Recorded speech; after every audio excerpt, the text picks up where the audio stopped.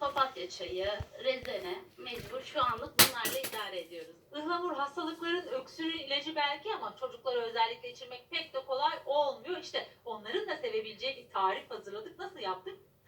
İçerisinde tarçın kabukları kullanıyoruz, portakal kabuğu kullanıyoruz, Meyve kabuklu nar kabuğu ıhlamur suyu. kullanıyoruz, elma kabuğu kullanıyoruz. Demleme usulü yapmak lazım. Asla kaynatmıyoruz. En az 3 dakika bekliyoruz. Daha sonrasında bekledikten sonra çocuklarınıza içirebilirsiniz. Şikayetiniz nedir beyefendi?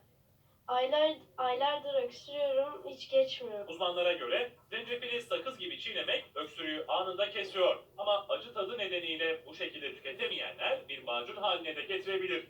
İşte tarifi. Özellikle karabiber, bal, limon ve zencefil rendesini karıştırıyoruz.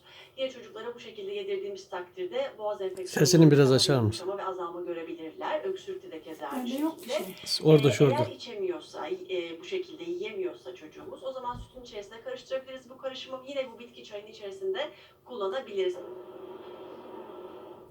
Gelişen tıp artık diyabet hastaları için umut vaat ediyor biliyorsunuz. Tip 2 diyabet hastaları ameliyatla diyabetten kurtulabiliyor. Ama ne yazık ki aralarında tedavi vaadiyle mağdur edilenler de var. Aykut Tunk ve Hidayet Çatal yaşadı o mağduriyeti. Ameliyat olduktan sonra iyileşmek bir yana çok daha büyük sağlık sorunlarıyla karşı karşıya kaldılar.